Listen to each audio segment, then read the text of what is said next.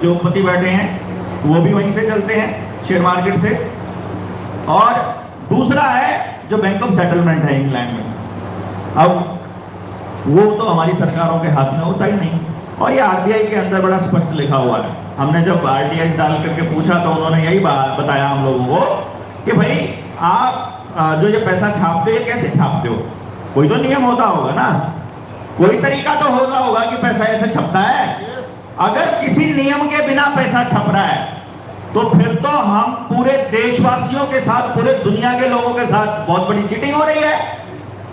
और अगर किसी नियम के तहत छप रहा है तो वो नियम हमको बता दीजिए, उसको बताने में आपको तकलीफ क्या है? क्यों जी? उसको डिक्लेयर कर दे सरकार। और इसी सिलसिले में जब पूरी प्रोसेस के अंदर जब आप जाते हो तो आपको मालूम पड़ता है कि भाई असल में तो जो बैंकों की स्थापना की गई थी उसकी स्थापना की प्रस्तावना में ही लिखा हुआ है,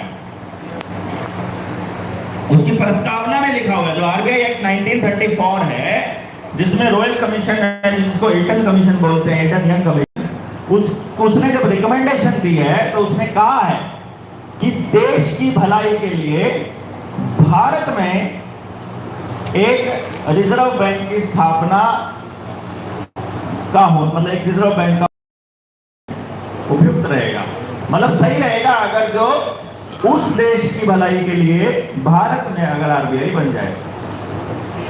और फिर पता चलता है कि आरबीआई जब बना वो तो प्राइवेट था और उसके शेयर होल्डर्स तो वही मोटे लाले थे। बाद में बैंकों का राष्ट्रीयकरण किया गया, नेशनलाइज किया गया, लेकिन आरबीआई ने फिर से सेंट्रल बोर्ड गठित करके फिर कमान को उन्हीं उद्योगपतियों के हाथ में सौंप दिए।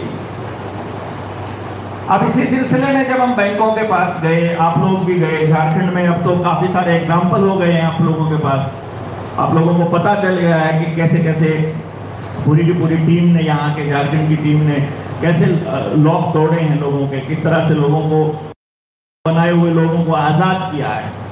लेकिन हम अपनी यात्रा को अगर आपसे साझा करने लगे और हम आपको बताएं तो ये पुरानी यात्रा है। अपनी टीम के जो साथी ने ये इस पर रिसर्च की है और जो लंबा समय से संघर्ष कर रहे हैं, उन्होंने थोड़ा समय नहीं लगाया है इसके ऊपर, बहुत समय लगाया है। अपने जीवन के 10-15 साल 20 साल ऐसे